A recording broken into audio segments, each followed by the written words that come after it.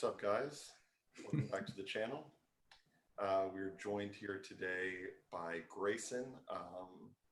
We'll get into a little bit of what we talked about in Phoenix and kind of what led to this conversation, but he's a Twitter mutual of mine. He has a YouTube channel, Pure Politics. It's been a couple weeks since I uploaded a video last with Carter. He's been working on some streaming and some other projects, and I really needed to get some content up, and Greyson was kind enough to come through and kind of discuss some of the conversations we had while we were in a Stop the Steal rally in Phoenix. Apologies for the lack of content lately. I've been in DC, Phoenix, Austin, as has Greyson, trying to stop the steal and stop this absolutely fraudulent election from rearing its ugly head and giving us a negative result. So we've been on the road a lot. But yeah, Greyson, I wanted to turn it over to you really quick and kind of explain who you are and where people can find you and kind of what your message is. So we've been going to a lot of the same rallies, and it was nice to finally meet you in real life. And I think you should start recording some of the stuff, because that's where a lot of my content comes from, is going to these rallies and talking with people. So like you said, you can find me at YouTube at Pure Politics, Pure Politics. Pretty much the only one there. The other competing guys in Indian. So nice. And I'm going to be starting a DLive. This isn't my studio, obviously. I have one I'm trying to set up. It's a lot harder work than I expected. So I'm going to be on DLive at American Greyson, okay. Greyson, in case anybody searches me up. Nice. Okay, man. Yeah, and well, I also want to say, when we were in Phoenix, right? We talked a lot, and I wanted to stay focused on President Trump and Stop the Steal rally. Except you touched on, and this is what set up this whole kind of meeting thing, is you touched on this reference to like TPUSA and the Con Inc.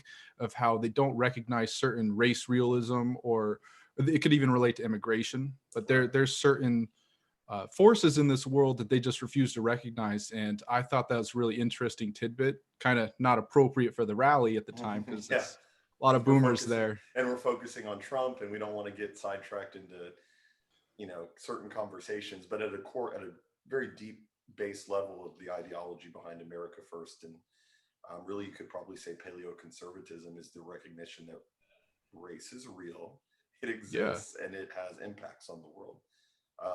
So yeah, I would really suggest people go to Greyson's channel. We did I think it was only like a 4 or 5 minute interview. Yeah, I'm pretty noobish at the interviews right now. It was fine. It was cool. It was like very snappy, but we did like a 4 or 5 minute interview, and I'm talking for maybe like 30 to 45 seconds. We touched on like race really quick, and we connected, and I think it's an interesting conversation. The fact that, and like you just said, TPUSA, Con Inc., there's just certain truths that they're not willing to acknowledge at all. They're not willing to acknowledge that race even exists, much less has a massive impact on policy, really impacts what your stance on immigration is. Biology matters, and then that ties into transgender issues. So if you want to start, man, I think that's a good starting point.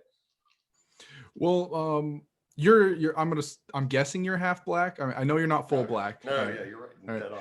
And you kind of have this experience from, lack of a better term, both sides. So I mean, like, you hang out with black people, and I'm sure you can tell that there's certain differences of them as a group, even if they're conservatives or they've grown up in white families, that you notice that certain types of people, and this applies to everybody, not just blacks, like East Asians, Middle Easterners. I mean, everybody has like these ingrained traits that seems to come out no matter their how they're raised. It's just they kind of manifest. And what's funny to me is that, and I think we'll kind of get in as the conversation goes along, I think we'll get into kind of like the nature of the term racism as it exists today. Yeah, well, racism isn't real. I don't. Oh no, I totally. And I'm actually thinking about entitling this video that, like, racism does not exist. It literally doesn't in a modern sense. But what's funny to me is that the only time that makes people uncomfortable, like like Con Inc. or a TPUSA or a leftist or a liberal. The only time racial differences make them uncomfortable is really when it applies to Black people. That's really the only time. They'll acknowledge that Asians are, you know, a little better at math than Americans. They'll acknowledge that Kenyans can sprint faster than Slavs. But when it comes to African Americans specifically, there's like this white man's burden where it's like, no, no, no, can't talk about it, can't talk about any crime disparities, can't talk about any biological differences unless they're positive in favor of Black people. You can That's talk very about true. that. You can talk about any biological difference between the groups as long as it's not one that negatively impacts African Americans to European Americans. Any other dynamic is totally fine. And I think that's it's very telling of how we view race. It's very much like a don't hurt their feelings view of race. And that's how we operate around that issue in this country, I feel like. Yeah, yeah. Uh, Kind of on that same vein, I feel like a lot of this racial sensitivity on the right is causing most of these problems in Black communities. I mean, obviously there's predistribution to certain traits, but a lot of the crime and the drugs and everything is bad that's happening in Black communities comes because we as Americans don't want to address these issues head on. We just want to blame it on something else. Like maybe there's not enough money in the community or systemic racism, something weird like that. And it's just, maybe these people need to be told that you got to stop shooting people. We're going to put you in jail regardless of your race. Yeah, and it's like a child throwing a tantrum, and you just keep making excuse. Well, they have ADD, or they didn't spend enough time with their father, and it's like at a certain point, you kind of got to lay down the hammer with the kid who's throwing a tantrum and be like, no, you can't have everything you want. You're going to timeout, which in adult world is called prison. But Yeah. that this obfuscation around wanting to actually address the root problems, which is crime. It's not single parent households. It's not drugs. It's not, food deserts in the ghetto. No, it's literally crime, and they are committing a disproportionate amount of it. A very simple way around that is to not commit the crime. That's what I do, or what I don't do. I don't commit crime, so I'm not really. Are you sure? I'm looking at your skin color. I know, right? Oh man, I know. But yeah, I mean, you really just have to play by the rules, and it's totally fine. But I think the biggest problem is on the right, where the right could be making a really good case the right could be really making a good law and order case, which is what Trump has done and has been very effective in his messaging with. But instead, we have people like Charlie Kirk and TPUSA saying, no, the answer to the crime problem in the Black community is like more money. Gibbs money, legalize the drugs, and then there won't be crime. Well, then let's just legalize murder then. It's just all these obfuscations around actually tackling like the root of the problem. You know what I mean? Yeah. So, I feel a lot of it is cultural. I mean, obviously, you and I both agree that some of it's racial, but I feel most of it is cultural because we allow these predominantly Black communities to create this subculture within America. And you look past on the 1940s and the 1950s, the Black community in America, they were Americanized. We were all part of the same culture. They didn't have these same problems. There wasn't out of wedlock birth happening at 70 to 80%. There wasn't massive drugs. Black grandparents could walk down the street at night and not have to worry about being mugged. Right. And now that we've allowed these subcultures to develop within the Black communities, I wouldn't go to a predominantly Black community and walk down the street at nighttime. Not at nighttime, no. And everyone at a base level knows that. So I totally agree. And the thing is that, people say that, the worst part of American history was, the pre-Civil Rights Act of 1965 era of America. And it's like, well, I think the Black families that could leave their door unlocked in Harlem would disagree with you, because this was a time when there was legal segregation. Now, I'm not making a moral judgment about that. I mean, Okay, you can make the argument that it was wrong, but what I'm saying is that the results for the Black community during that time, when we're told that racism was rampant and it was a horrible time, Black people were making it into the middle class. Really, you look and it really wasn't until post Civil Rights Act of 1965 that the steep decline in the Black community occurred. So I mean, I'm not saying let's go back to that era. I'm just saying let's look at some of the things that maybe the Black community was doing right back then. You know what I mean?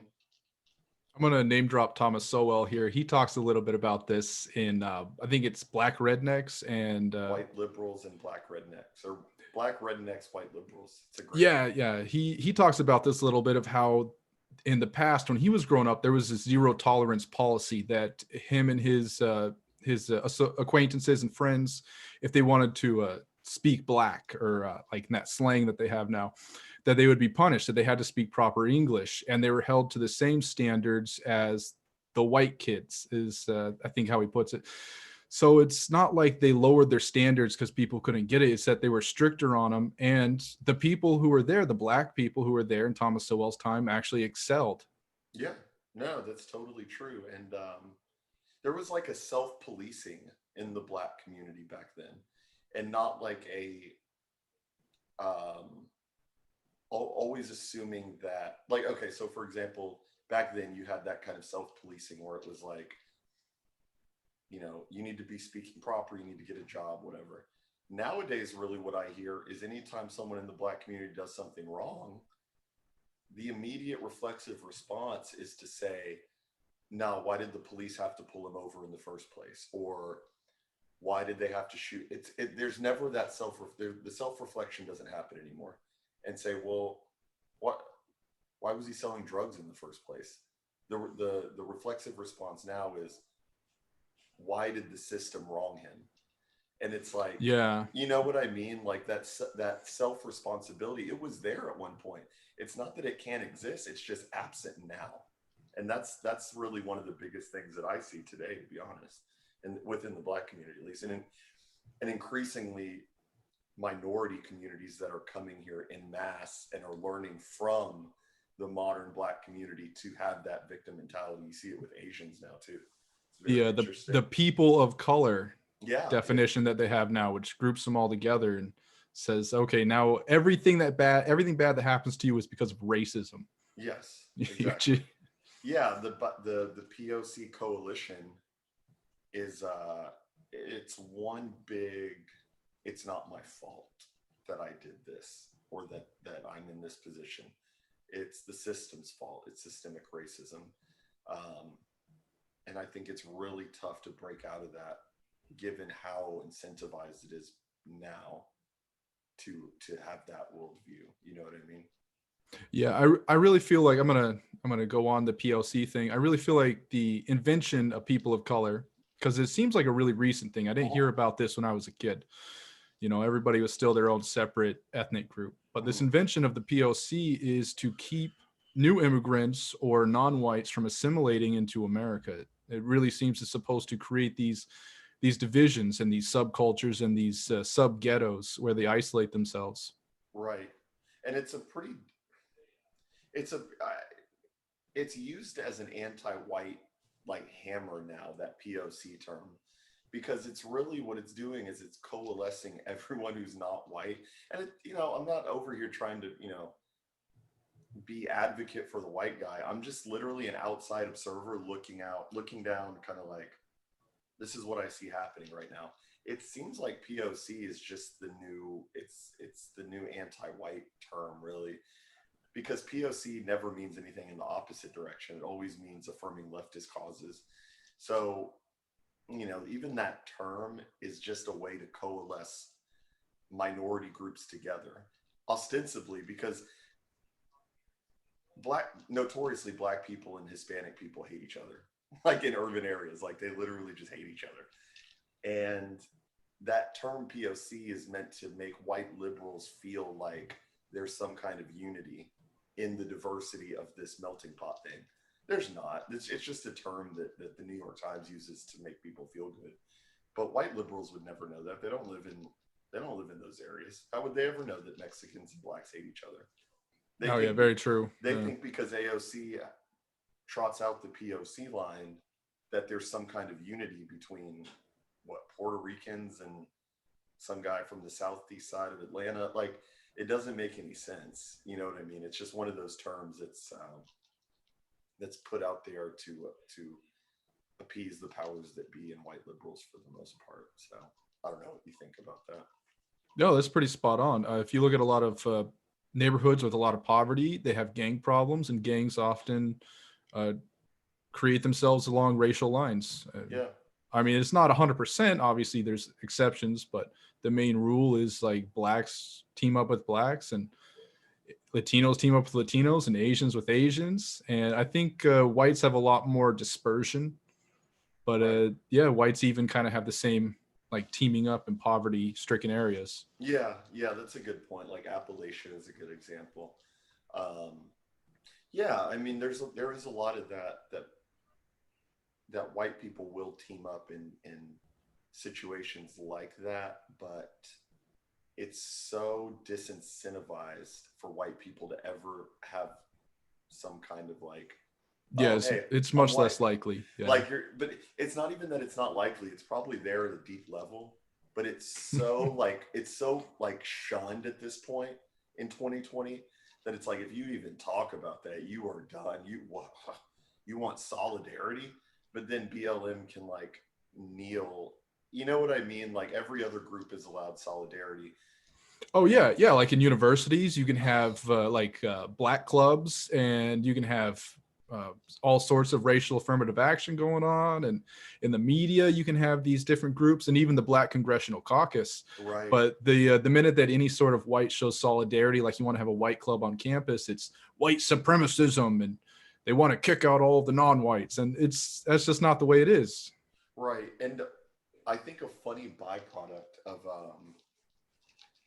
of this mass immigration and mass diversity and multiculturalism, but at a deeper level, multiracialism, that we're going to experience in America in the next 20, 30 years is going to be that if/when whites become a minority, white people will be forced to group up, actually. And it's going to become inevitable, because I think, this is my opinion. This is a theory I have. But I think as white people become more and more, I mean, it's happening right now, but more and more demonized, and the anti-whiteness kicks it up a gear as those other groups get into power, which is inevitable, which is what we're seeing with the Squad and what's happening in the DNC. I really feel like there's going to be a point when white people are like, okay, fine, can we start advocating for our own interests? We're only 40% of the population. Are we allowed to start advocating yet? And then at a certain point, they're going to stop asking if they can advocate. They're going to say, no, I'm going to advocate now.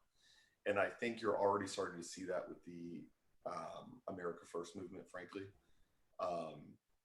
where it's like young people. It's like, wait, this is not the country that I was told would exist when I was a kid. This is a totally different country that hates me now. And I think a lot of people are going to be forced into that realization, whether they want to be or not. You know, boomers are a great example. We saw that in Phoenix.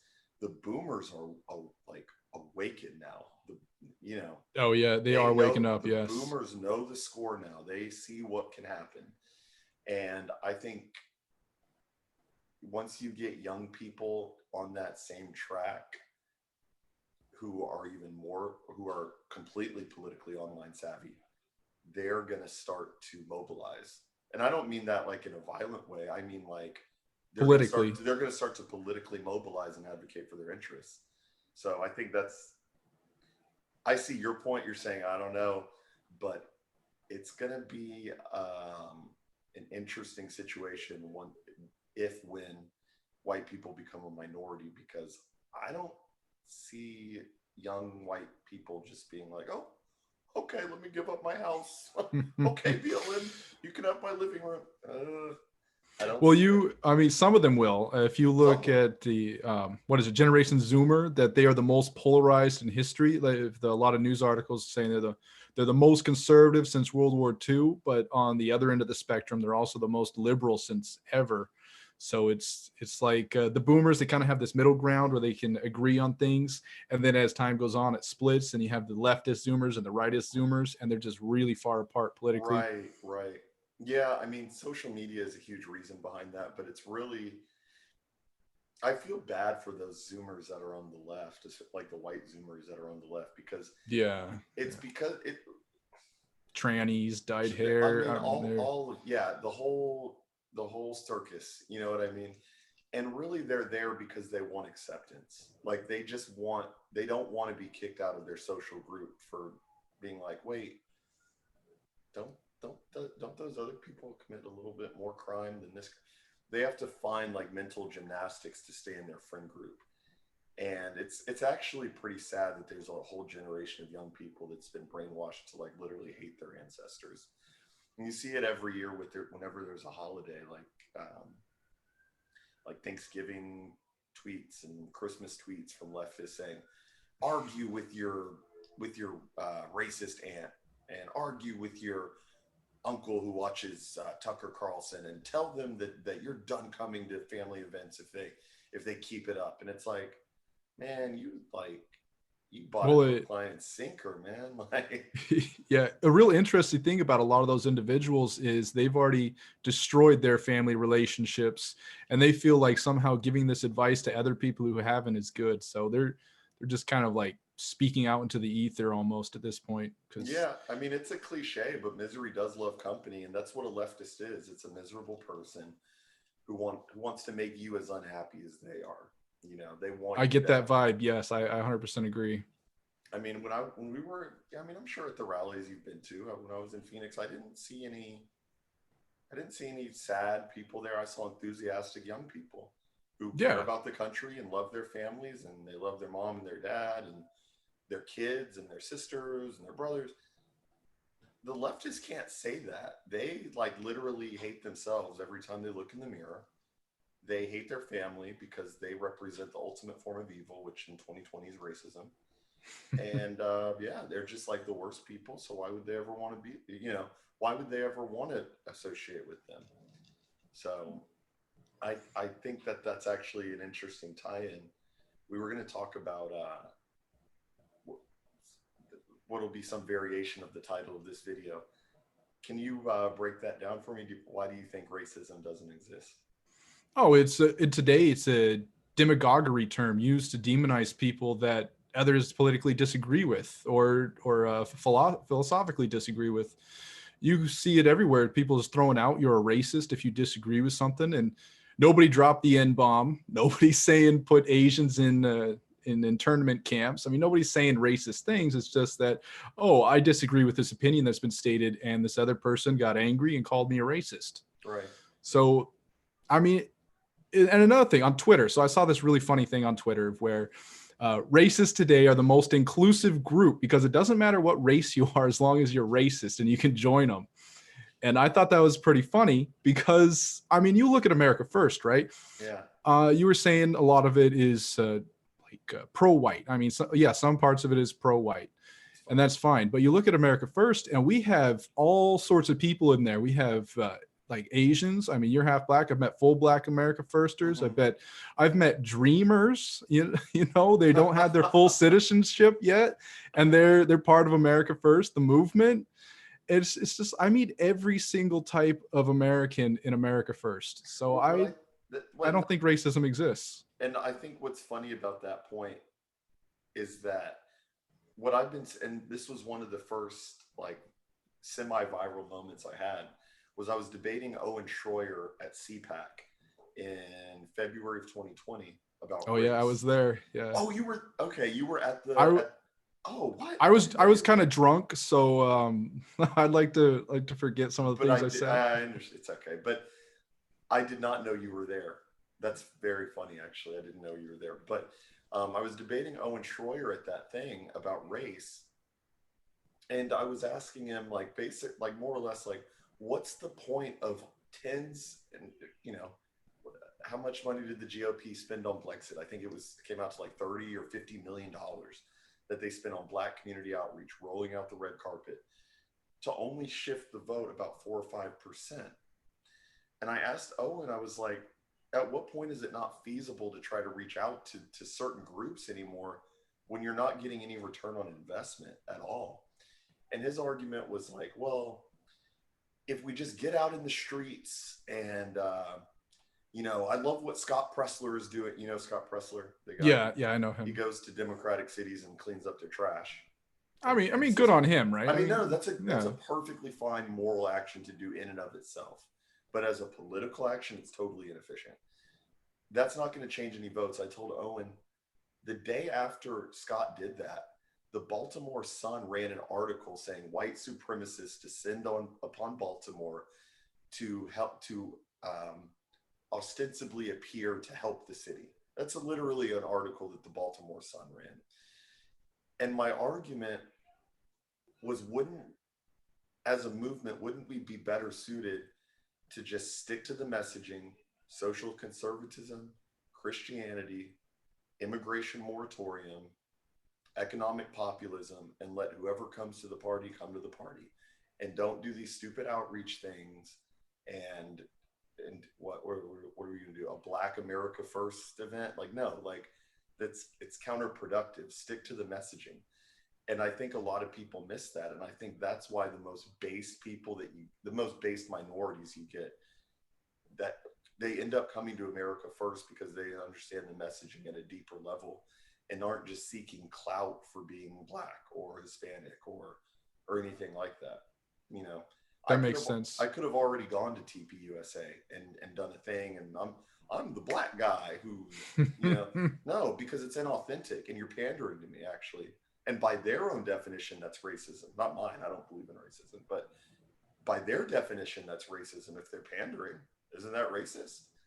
And they're not drawing these connections. And I really think that as long as we stick to the messaging, we'll get the based, actually based minorities, I'm going to kind of change subjects a little bit and kind of stick on immigration and race. I've been centering my DLive account because I've done one live stream and I'm setting up around this idea of the American race. And I'm wondering if you heard about that. If you haven't, I'll kind of launch into it. Yeah, no, go for it. I'm not super familiar with it.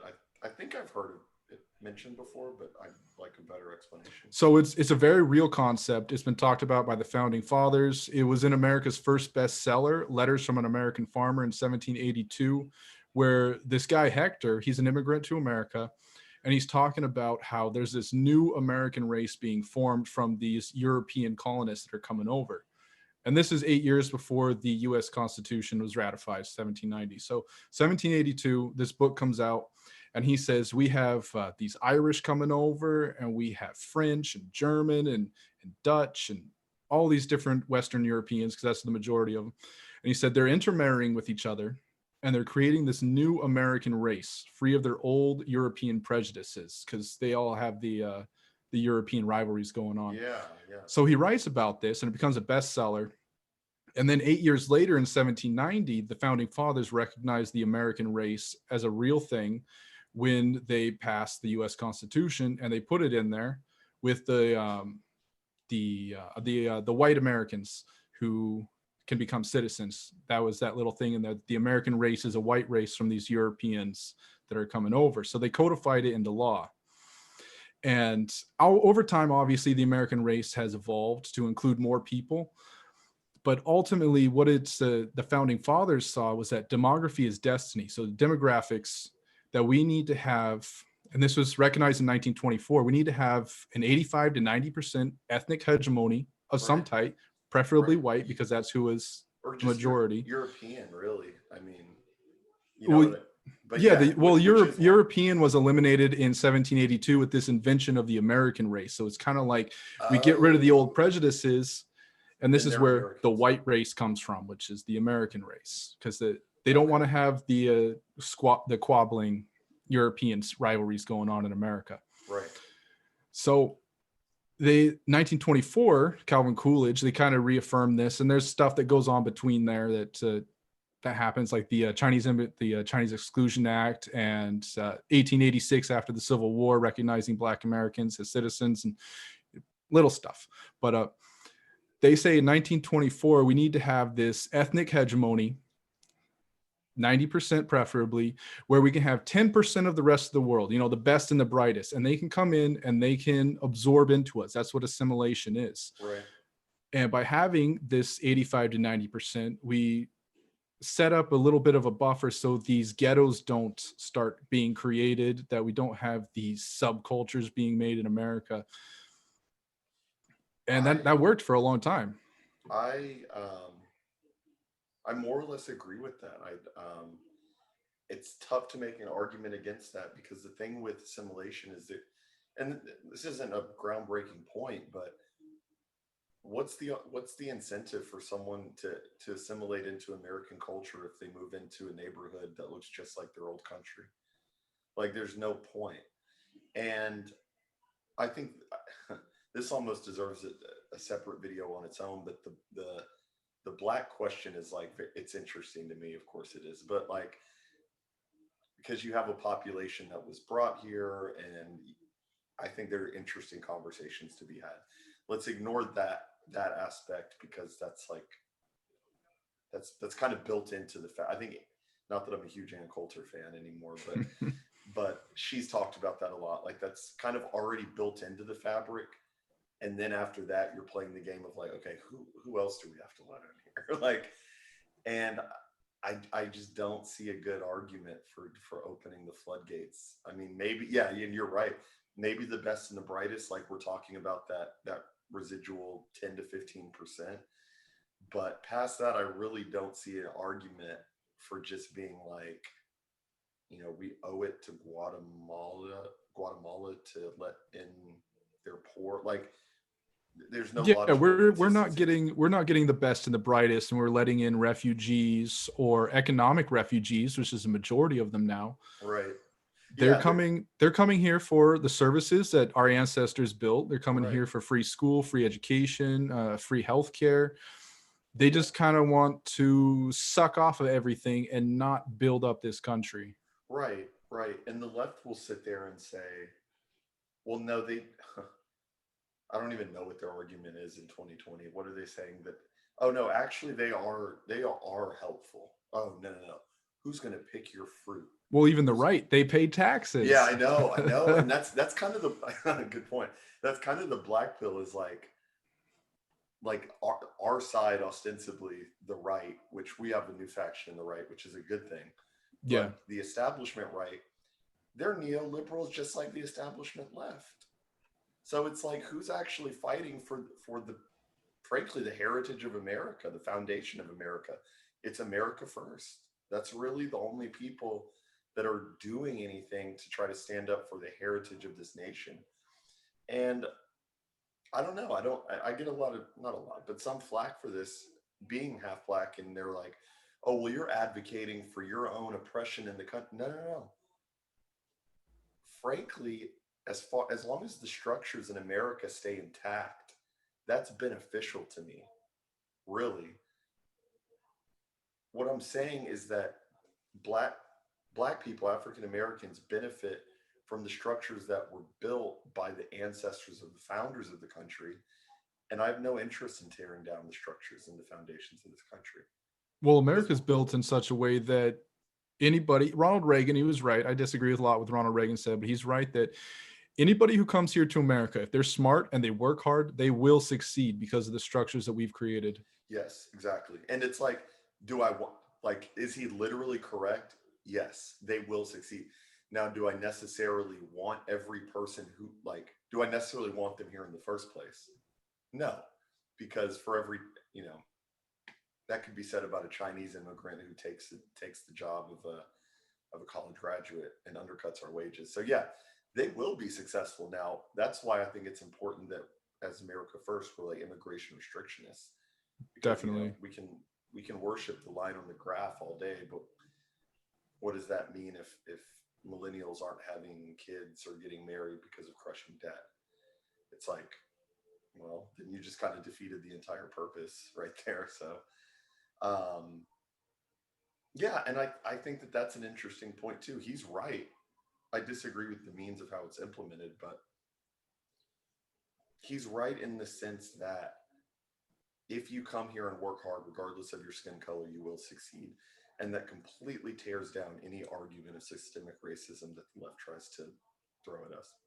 I know we don't believe in that, but there's so, and you know these people.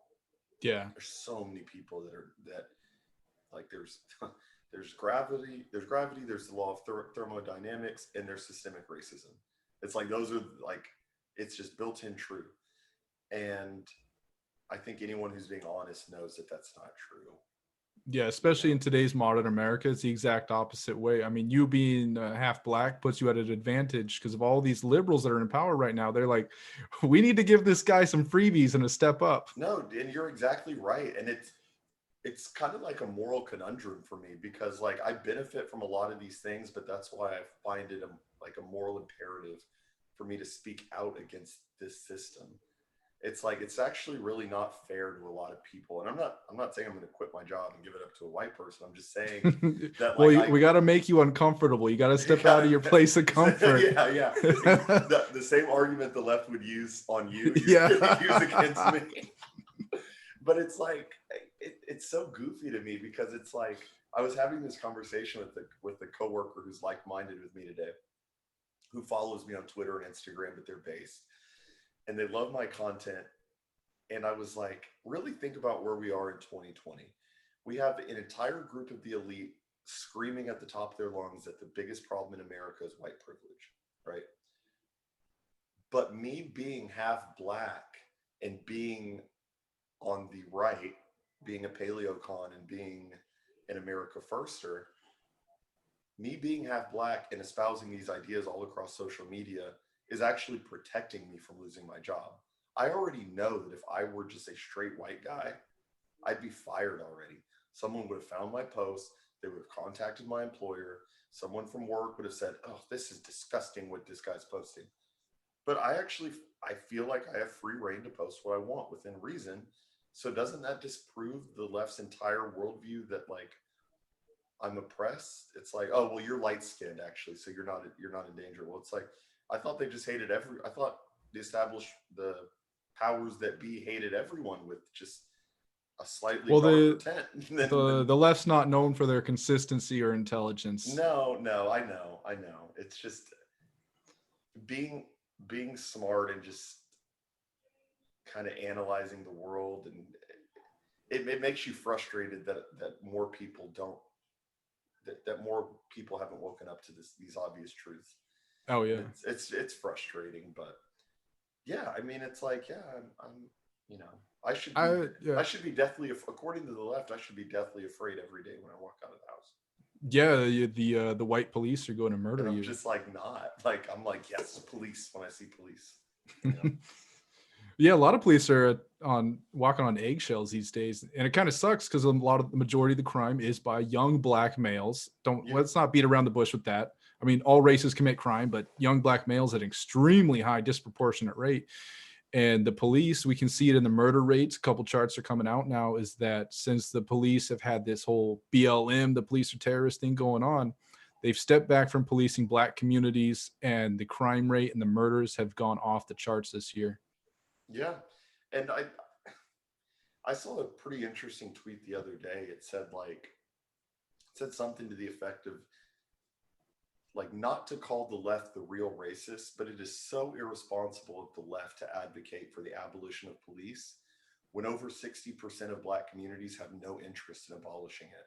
Most black communities, like at a rate of 60%, 65%, they want more police when you actually poll the community. But then there's some elitist leftist who's up there saying, no, no, no, like AOC is a perfect example. AOC is advocating for abolishing the police when these people live nowhere near the communities that it would most disproportionately impact. And Exactly. it's so gross. It's like, oh, so you get to claim the moral high ground, they get to keep continuing the crime, and it's going to hurt older women and boomers. It's going to hurt black boomers, and it's going to hurt black kids in the future. You're a POS because you are like literally advocating for the worst possible solution for their problems. But you get to feel good while you do it, and you get retweets and you get political acclaim like AOC.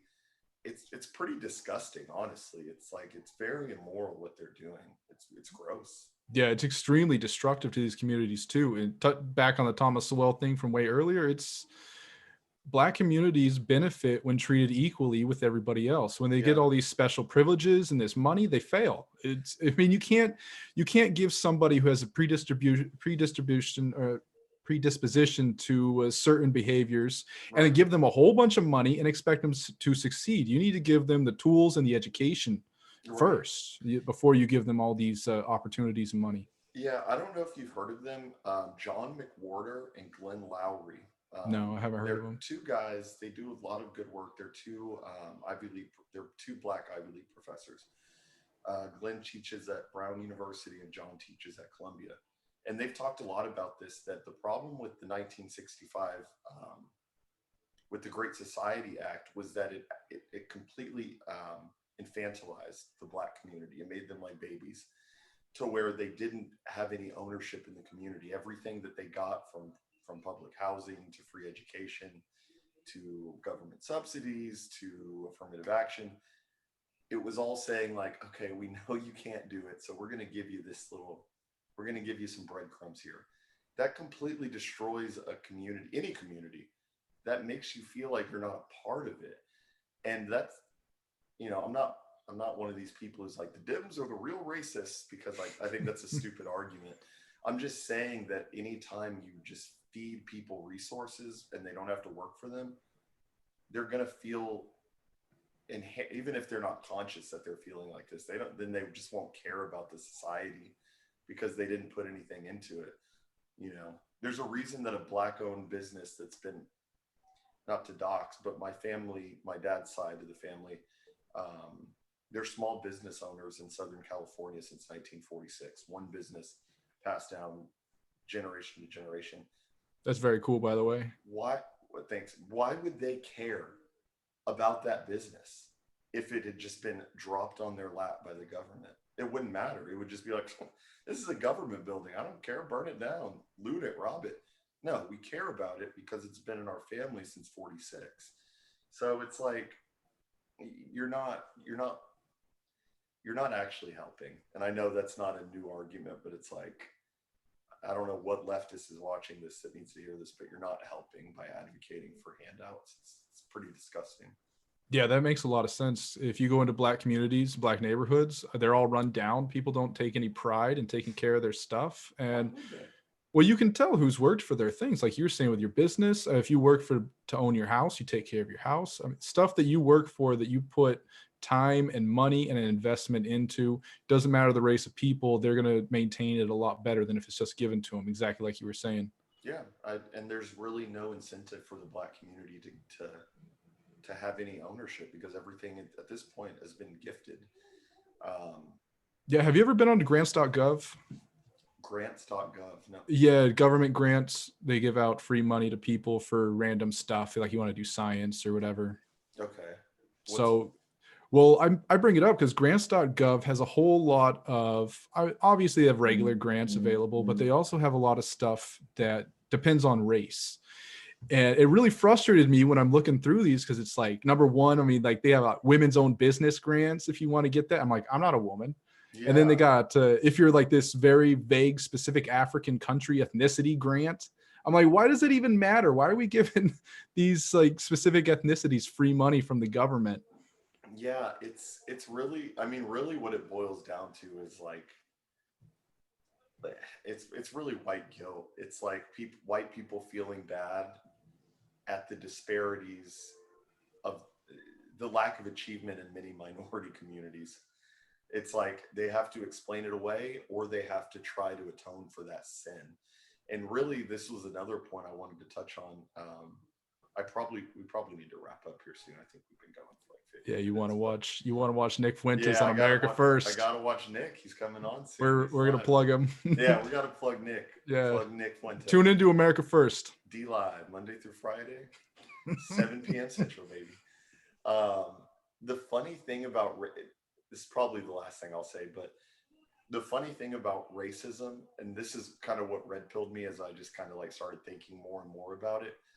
All racism is in 2020, or really even in, I don't know how long you want to go back, but in 2020 especially, all racism is any disparity that exists that does not benefit the minority over a white person in any given institution.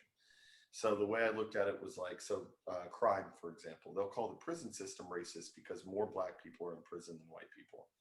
But then, and I know this isn't a groundbreaking example, but then you say, well, then is the NBA a racist institution because it has an overrepresentation of black people? Oh, no. That's just because they're better at basketball. Well, then what about maybe white people are better at not committing crime? Or maybe white people are better at maybe white people are better at like test tape. I don't know. I'm not over here to explain it, but they're the ones that are attributing the motives to it and moral motives to it and things that can ruin people's lives if you call them the certain R word, the racist word. And it's pretty evil, honestly, what they're doing. They're attributing every disparity in any given institution to racial hatred. And that could ruin someone's life, and it could get someone killed, and it has gotten people killed. And yeah, dude, that's my take, man. It's a pretty good note to end on. I was just gonna say that race has a lot of genetic influence on behavior, and it's an evolutionary thing. Totally. If you like whites, for instance, or East Asians, a better example, because they've lived in this metropolitan sort of civilization for thousands of years. East Asians, China's been developed for 5,000 years, basically. That these more antisocial behaviors, all those people, their lineages just executed. Their genetics was not passed on. So that's why East Asians excel in not committing crime, because if they did for thousands of years in the past, they'd be, gone. That's interesting. I had never heard that theory before. And well, in Europe is a very similar way, because the reason why European IQs are so high, a lot of people think, is because of the wars that have been going on, the Dark Ages since the fall of Rome, is that people who are stupid just died because there's not enough resources to take care of them, and they can't take care of themselves. But meanwhile, and the aristocracy reproduce the most. And I'm just stating facts here, but in Africa, it's summer all year round, and you never have to plan for food. You never have to plan for winter, and there's always fruit on the tree. Well, they're the most well adapted for their geographic area, so it's not. It's not like this is a bad thing. Okay. I mean, it's bad if we're living in certain types of environments, but like sub-Saharans, they're going to excel at living in sub-Saharan Africa. Geography. That's a good point. It's not that it's inherently bad. It's just that evolution worked. Like, it's just that it worked the right way, and they are adapted for living there. That's interesting. So I'm just going to drop on this, that if we apply the law equally to all races over time, hundreds of years to 1,000 years, I mean, it doesn't matter what race you are, the bad genetics, the antisocial behaviors are going to get weeded out, and then the descendants of them are going to excel. So it's like, we need to not have these special privileges in place for certain races. We need to treat everybody equally, and everything's just going to work out in the end if we do that. That's a good point. I like ending on that note. Actually, that's a very good point. I think that that really encapsulates a lot. The left wants equal treatment until disparities. Until disparities happen. Yeah, exactly. The disparity. So yeah, man, I had a good time. We should do this again. Yeah, definitely. Send me that email. Yeah. I'll send you the whole file. You can upload it and clip it too. Awesome. Again, Pure Politics on YouTube. There's an interview with me and him there. There's you did one with Vince James, Steve Franson. I called him James Vincent. Yeah. Okay. He's like, you're dyslexic, aren't you? He's like, I don't care, you're fine. So he was cool. You got Baked Alaska on there. I saw you got an interview with. So you have some good content, and I enjoyed it. And let's do it again soon, man. Yeah, thank you. All right, later, bro. See ya.